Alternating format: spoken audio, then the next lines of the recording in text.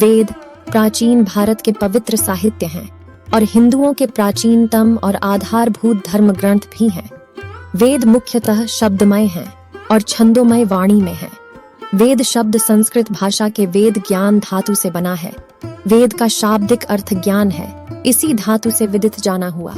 विद्या, ज्ञान, विद्वान, ज्ञानी जैसे शब्द आए हैं। वेद की मूल अवधारणा में आज तक कोई परिवर्तन नहीं हुआ। इसका कारण है उसके छंदबद्ध होने की अद्भुत शैली और वेद पाठ करने की खास विधि। वेद का दूसरा नाम है श्रुति, जिसका अर्थ होता है सुनना। वेद सृष्टि के सृजनहार ब्रह्म जी के द्वारा ऋषि मुनियों को सुनाए गए ज्ञान पर आधारित है। यही कारण है कि इसे श्रुति अर्थात सुनना भी कहता है। आज के लेख में हम वेद के इतिहास, वेद के प्रकार और वेदों के महत्व और वेदों से जुड़ी हर बात के बारे में विस्तार से जानेंगे। दुनिया के प्रथम ग्रंथ वेद का संकलन महर्षि कृष्ण व्यास द्वैपायन जी ने किया था। वेद मानव सभ्यता का सबसे पुराना लिखित दस्तावेज है। लिखित रूप से वेदों का इतिहास 6508 वर्ष से भी पुराना है। वेद व्यास जी ने वेदों को लिपिबद्ध किया था, अर्थात वेद तो अनादि है। वो वेद व्यास जी के अवतार लेने के पहले भी थे। वेद मानव सभ्यता के लगभग सबसे पुराने लिखित दस्तावेज हैं। वेदों की 28,000 पांडुलिपियां भारत में हैं। इनमें से ऋग वेद की 30 पांडुलिपियां बहुत ही महत्वपूर्ण हैं, जिन्हें यूनेस्को ने विरासत सूची में शामिल किया है। यूनेस्को ने ऋग वेद की साल 1800 से साल 1500 ईसा पूर्व की 30 पांडुलिपियों को सांस्कृतिक धरोहरों की सूची में शामिल किया है। यूनेस्को की 158 सूची में भारत की महत्वपूर्ण पांडुलिपियों की सूची 38 है। एक ग्रंथ के अनुसार ब्रह्मा जी के चारों मुख से वेदों की उत्पत्ति हुई। वेदों में आर्यों के आने व रहने का वर्णन मिलता है। वेद कितने वृहद स्तर पर हमारे जीवन में विद्यमान है, इसका अंदाजा इसी बात से लगाया जा सकता है कि वेदों में ब्रह्म, ईश्वर, देवता, ब्रह्मांड, ज्योतिष, गणित, रसायन, औषधि, प्रकृति, खगोल, भूगोल, धार्मिक नियम, इतिहास, रीति रिवाज आदि से संबंधित सभी विषयों पर ज्ञान मिलता है। वेदों की रचना मनुष्यों ने नहीं की है। वे ब्रह्म के द्वारा बनाए गए हैं, इसलिए वेदों की उत्पत्ति का पता नहीं लगाया जा सकता है। पिछले 10,000 वर्षों में उन्हें मनुष्यों द्वारा सरल भाषा का उपयोग करके लिखा गया है। वेदों को परमात्मा ने सूक्ष्म तरंगों के रूप में ऋषियों, दृष्टाओं को तब प्रकट किया जब वे ज्ञान की खोज में गहन तपस्या में थे। इसलिए वेदों को ऋषियों ने सुना और इसलिए उन्हें श्रुति कहा जाता है। वेदों में प्रयुक्त भाषा को वैदिक संस्कृत कहा जाता है, जो कि लौकिक संस्कृत से कुछ अलग होती है। दृष्टा इतने दयालु थे कि वे मानव जाति के लाभ के लिए इस ज्ञान को साझा करना चाहते थे। इसलिए उन्होंने अपने शिष्यों को वेदों को वाक्यों ध्वनि के रूप में पढ़ाना शुरू किया। शिष्यों ने अपने शिष्यों को पढ़ाना शुरू कर दिया। इस प्रकार वेदों ने ध्वनि का रूप धारण कर लिया था और प्रयुक्त भाषा गीर्वाण थी, जो कि अब विद्यमान संस्कृत भाषा का प्राचीन रूप है। गीर्वाण को देवताओं की भाषा कहा जाता है। वेदों के भाषा रूप को स्मृति, याद किया हुआ कहा जाता है। वेद अनंत हैं। वेद समय पर मानव जाति के मार्ग को रोशन करने वाली मशाल की तरह है। वेदों के संपूर्ण ज्ञान को संहिताबद्ध किया गया और ऋषि वेद व्यास द्वारा 4 प्रकारों में विभाजित किया गया था, जिन्हें ऋग्वेद, यजुर्वेद, सामवेद और अथर्ववेद कहा जाता है। कुछ अज्ञानी विदेशियों के साथ साथ कुछ भारतीय प्रचार करते हैं कि वेद आर्यों द्वारा लिखे गए थे। एक अलग जाति के लोग जो उत्तर भारत में कहीं से उतरे और उस ज्ञान को भारत के शेष हिस्सों में फैलाया।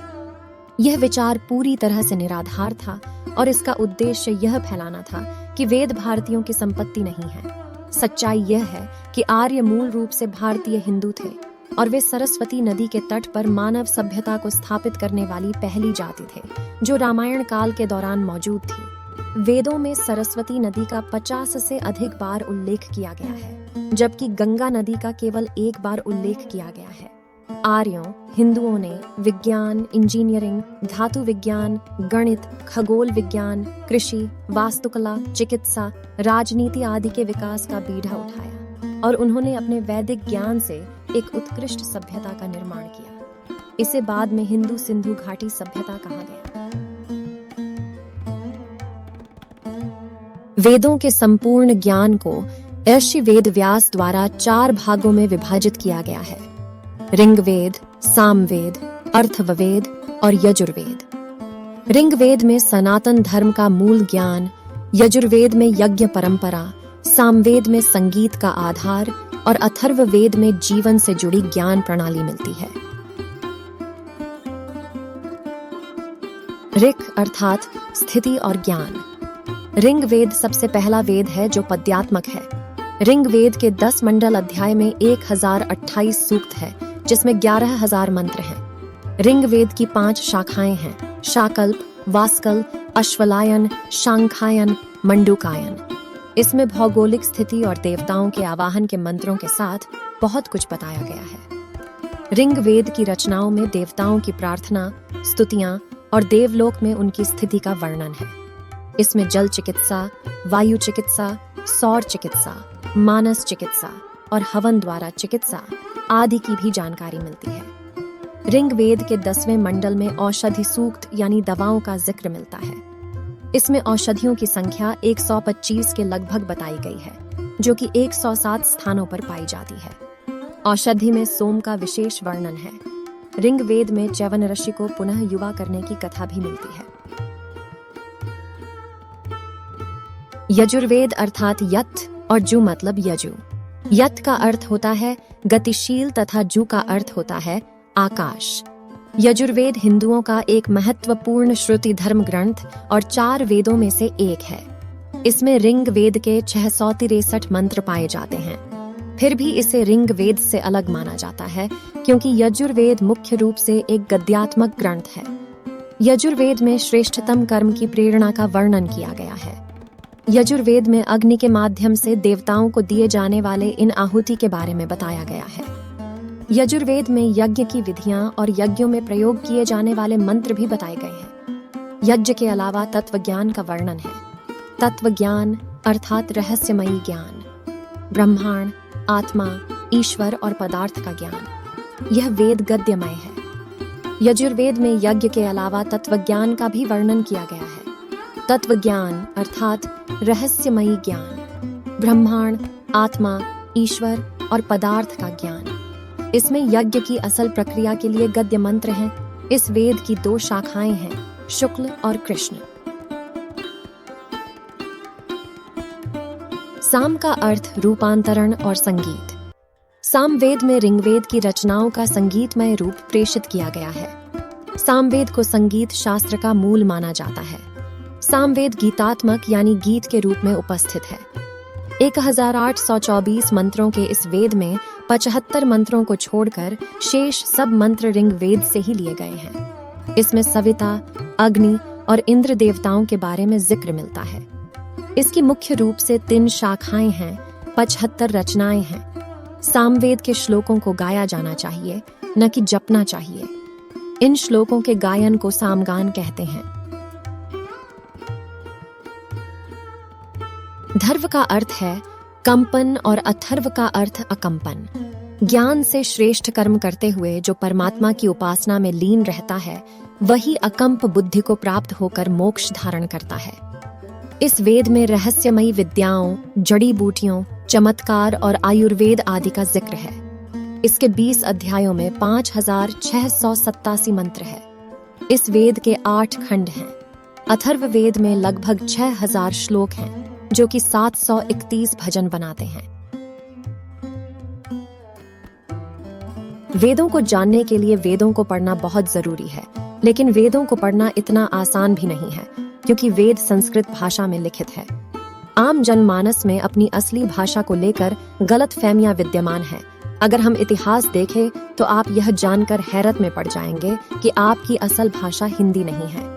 कलयुग में हम लोग जिस भाषा में आपस में बात करते हैं, यह भाषा आपकी नहीं है। इतिहास के अनुसार हिंदुओं की एकमात्र भाषा संस्कृत भाषा है। संस्कृत भाषा ही हिंदू सनातन धर्म के मूल भाषा है और यह जानकारी आपको कहीं नहीं मिलेंगे। जो भी उपनिषद में उल्लेख किया गया है सभी संस्कृत भाषा में है। वर्तमान समय में संस्कृत भाषा लुप्त होती जा रही है। युग परिवर्तन होने के चलते लोगों के भीतर भाषा भी परिवर्तन हो गया है। अगर हमारे धर्म ग्रंथ संस्कृत में लिखे गए तो हमारी भाषा हिंदी कैसे हो सकती है? यदि आप वेद पढ़ना चाहते हैं तो आपको सबसे पहले संस्कृत भाषा सीखना जरूरी है। यदि आप संस्कृत भाषा में वेद पढ़ सकते हैं तो आपको सब कुछ ज्ञान ऑटोमेटिक मिलेंगे, क्योंकि संस्कृत भाषा में जिस प्रकार वर्णन किया गया है उसका अगर आप अनुवाद करके पढ़ेंगे तो उतना आप जानकारी नहीं प्राप्त कर सकते हैं। इसलिए संस्कृत भाषा सीखना आपके लिए बहुत ही आवश्यक है। वेदों को समझना इतना आसान नहीं है, इसीलिए वेदों को विभागों में बांटकर समझाने का प्रयास किया गया है और बाद में इसे समाज के कल्याण के लिए लिखित किया गया।